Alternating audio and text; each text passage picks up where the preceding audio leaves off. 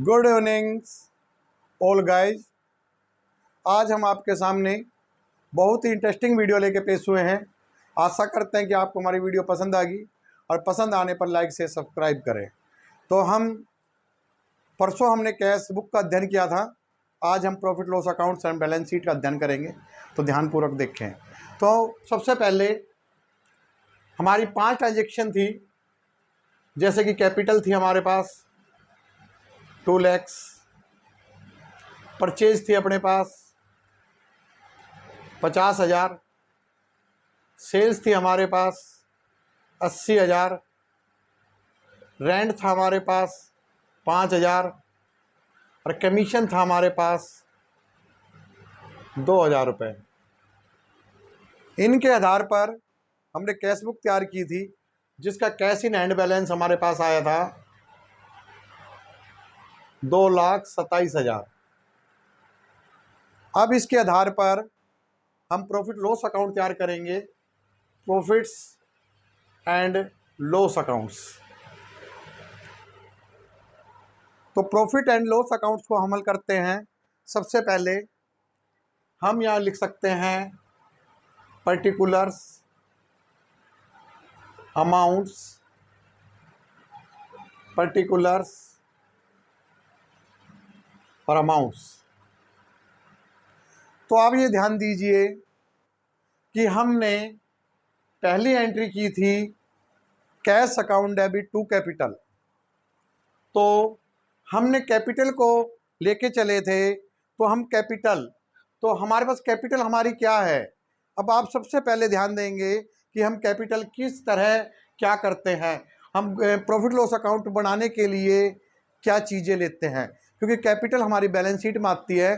तो profit loss account में तो वो चीज़ें आएंगी कि हमने कितना माल परचेज किया, कितना सेल किया, कितने खर्चा डायरेक्ट में आए, कितने इनडायरेक्ट में आए। उनके आधार पर हमारा नेट प्रॉफिट या नेट लॉस निकलता है। तो सबसे पहले हम लेके चलते हैं आपके पास कि हमने कितने का परचेज किया। तो सबसे पहले आप चलिए टू परचेज। तो हमने परचेज ट्रांजेक्शन के हिसाब से 50,000 का किया और बाय सेल्स हमने की 80,000 रुपये का। तो टोटल हमारे यहाँ 80,000 रुपया और यहाँ हमारा 80,000 रुपया। तो टू ग्रोथ प्रॉफिट्स हमारे पास 30,000 रुपये निकल कर आ गया। और ये ग्रोथ प्रॉफिट्स हमारे यहाँ ट्रांसफ़र होगा बाय ग्रोथ प्रॉफिट्स, यहाँ पर 30,000 रुपये। तो इसके बाद जो इनकम होती है वो यहाँ की तरफ आएगी। तो इनकम आपके बीच में आपके क्या था कि बाय कमीशन, इनडायरेक्ट इनकम, इसको हमने 2,000 रुपये लिया। तो हमारे पास यहाँ 32,000 रुपये हो गया। ब्रैकेट में लिख सकते हो आप इनडायरेक्ट इनकम। इसी प्रकार आपका यहाँ पर टू इनडायरेक्ट एक्सपेंस था, क्या था आपके पास, रेंट।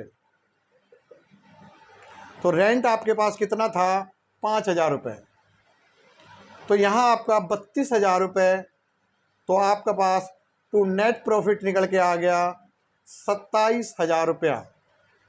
तो इस प्रकार आप देख सकते हैं कि आपका प्रॉफिट लॉस अकाउंट्स तैयार हो गया है। और इस प्रॉफिट लॉस अकाउंट में आपका नेट प्रॉफिट्स आपका 27,000 निकल के आया।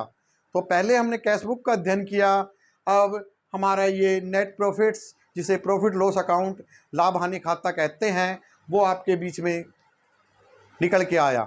अब इसके आधार पर हम बैलेंस शीट को लेके चलेंगे कि बैलेंस शीट में कैश बुक और नेट प्रॉफिट दोनों बैलेंस को लिया जाता है। तो अब हम देखेंगे कि हम बैलेंस शीट कैसे तैयार करते हैं।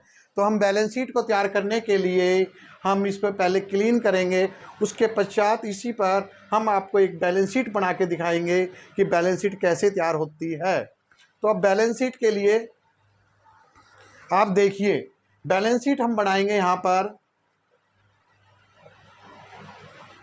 इस साइड में हमारी लायबिलिटीज आती है, जो दायित्व होते हैं, और इधर हमारा अमाउंट्स